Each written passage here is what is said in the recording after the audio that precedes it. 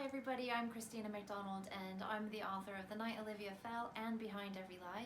I'm here today to do my fourth and final Ask Me Anything session. So let's get started on our questions.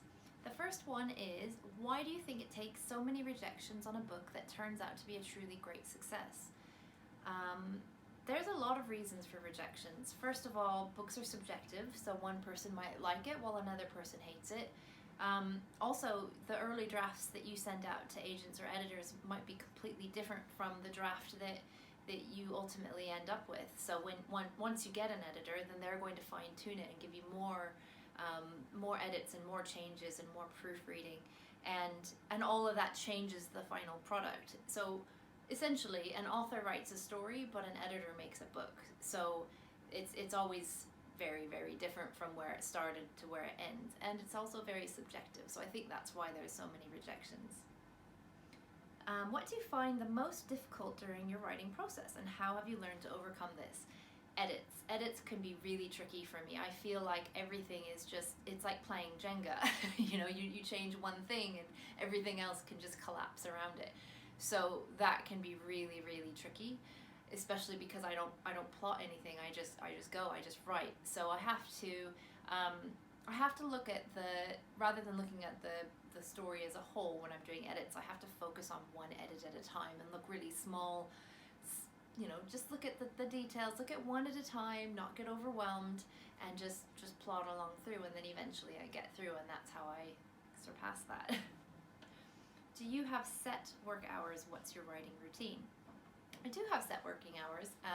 I start working when my kids go to school, and I finish working when I go pick them up from school. So I get about 7 hours of writing in a day. It's not all writing. I do start out in the morning with checking my emails and checking social media. Then I write for a good part of that, and then I spend the last few hours in the afternoon doing kind of marketing stuff like interviews or videos, or talking to readers, or doing my own interviews that I want to write so that other authors can be interviewed by me, that sort of stuff. How do you know what to write about? This is a combination of timing and passion. So timing, because if I'm in the middle of writing a book and I have a story idea, I can't just stop writing that book and start writing a new book. So what I do is I keep a running list of all of the ideas that I have. And then when it does come time for me to start writing a new book, then I can grab that list, or else I find another idea. And then that's where passion comes in. I need to be really passionate about that idea to want to write 100,000 words about it. So it needs to either have stayed in my head for a sustained amount of time, or just something that really stays with me. Yeah. Are you a plotter or a pantser? I'm a pantser. I do not plot.